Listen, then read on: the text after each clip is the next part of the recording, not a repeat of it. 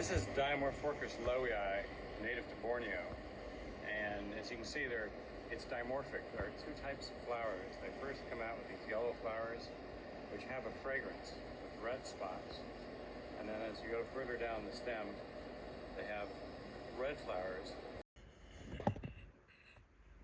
This is Dimorphorchus lowii, native to Borneo, and as you can see there, it's dimorphic. There are two types of flowers. They first come out with these yellow flowers, which have a fragrance with red spots, and then as you go further down the stem, they have red flowers with yellow spots. Both flowers have purple on the lip. The red flowers are not fragrant, but the yellow ones are, and they have flower spikes that are like rubber. They can just bend around and they won't break. This is a pretty large example of one, and it's probably at least 20 years old now. The plants are pretty easy to grow once you get one. They like intermediate to warm temperatures, Vanda to Cattleya-like conditions, and they typically flower in the summer. The flowers last for several months. Well, I want to congratulate Jerry Fisher for, among other things, saying that Dimorphorchus lowii is easy. But I think he was meaning to say if it's easy if you get a plant that is bloom size. Because no longer is it hard to find. I think they're hard to bloom because they're hard to get to mature size. And I will not try to dissect it. It is what it is. And it is, and it isn't for me anymore. So, and I must not be the only one, because there are some healthy ones around that have been around for sale for a long while. So I bet this orchid is not solely on my wish I could, shoulda, coulda, woulda, didn't.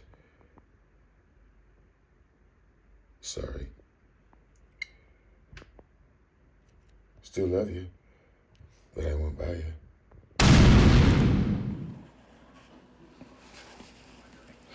Okay, this is Epidendrum cornatum, another one that I love to hate, unfortunately. And this rare species, as it says, Sympodial-epiphyte, produces slightly thickened stems, arching racemone inflorescence, has small sheaths at its base, and carries many waxy flowered green to cream colored flowers. And I know that it is fragrant. I think it is fragrant.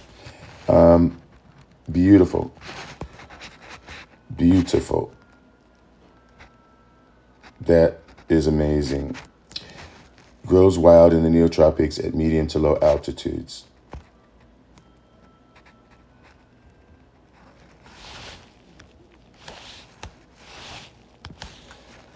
Now,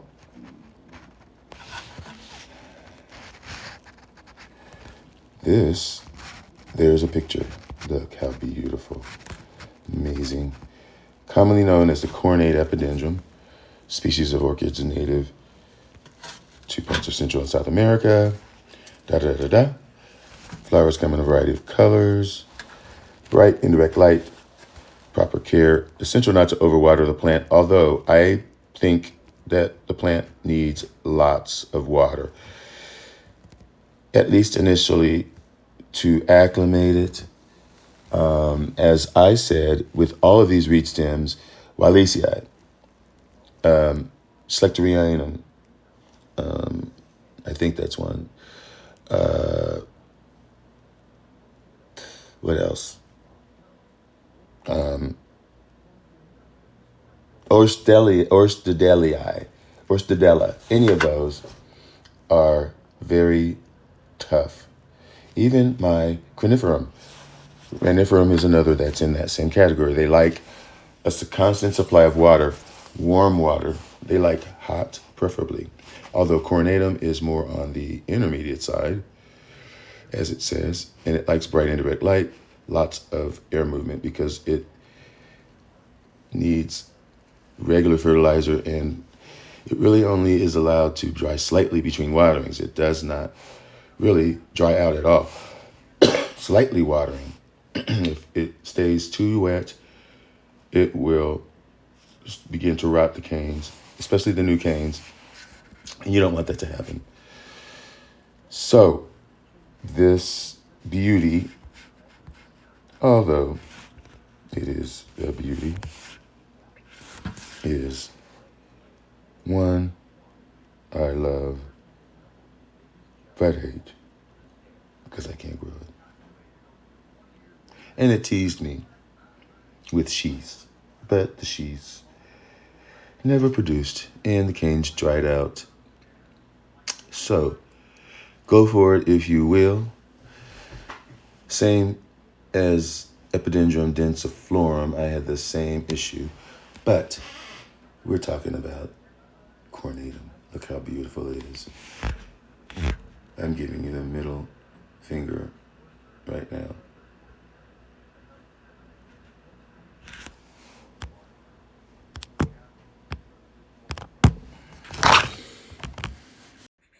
Okay. Angrevum cassiolus, an easygoing, flavorful angragoid, reputedly. 12-inch spikes over several months, lots of beautiful 1-inch star lime green flowers with a 1.5-inch nectary. Very, very pleasant plant. Lovely. Let's see.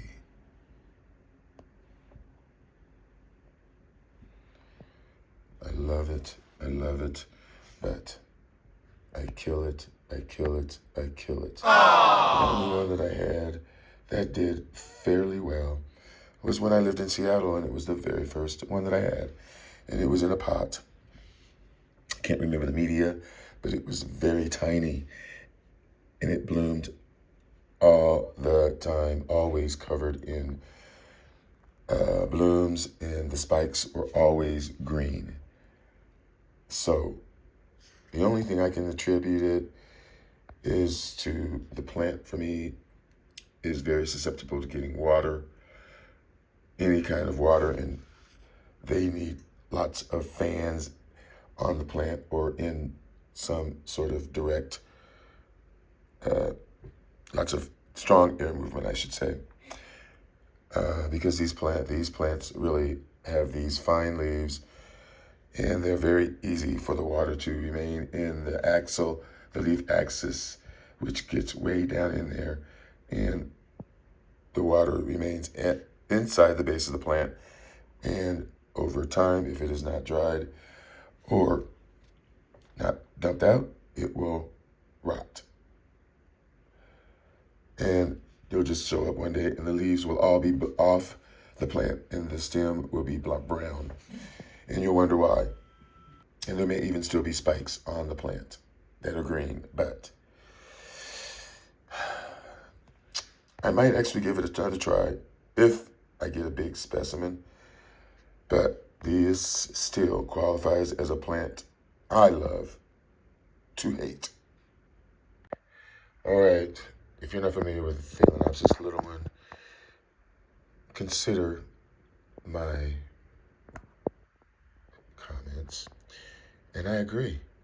It is amazing hybrid. It really combines the best of Hydrochilus parishii, which is really just another name, I think, for Phalaenopsis, I believe, or Vandopsis. Anyway, Sedera japonica, we know that one, which is now Phalaenopsis japonica, but it has a beautiful fragrance. It is lemony, and it can grow and it can bloom small. The flowers are long-lasting, and it really is a small size, and that is why it was named a small size. this says grow in a bark mix or New England sphagnum moss. I have done both, and I don't know whether I've just gotten bum plants. I did have one a long time ago that I kept in the greenhouse, and maybe it could be humidity, because I've had issues with Sedera japonica, and I have heard that Hygrochilus, I believe it used to be a Vanda. So, well, like Sedera, that used to be Arides, you see Aerides, Arides japonica, which is a Vanda. And now it's back to Vanda japonica, I think. But anyhow, both of those are on the temperamental side, I should say.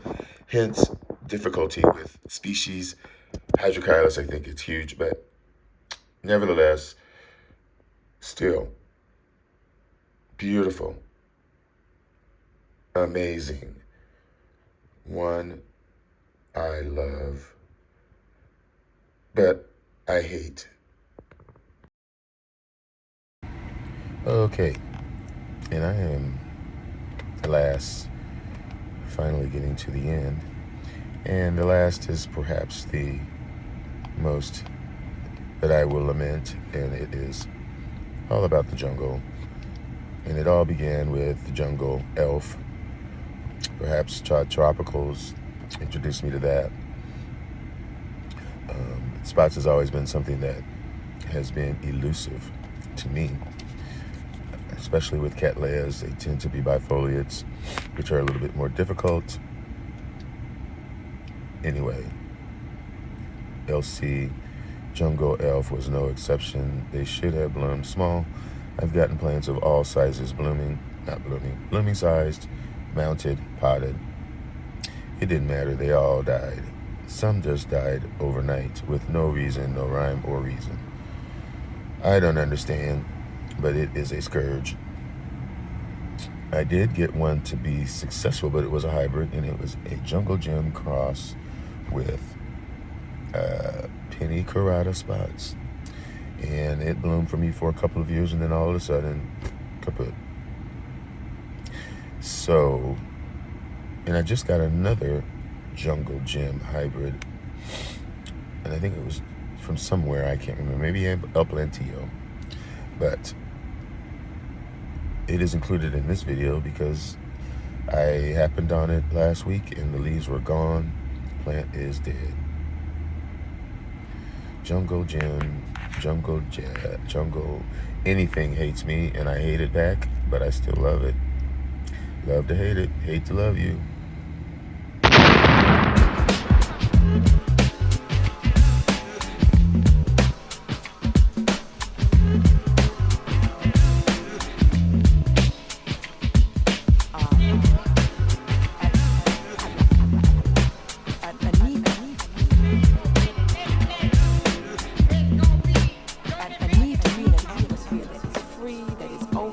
That is striving for truth and not somebody else dictating to you how to do your thing, which you know how to do better than anybody else.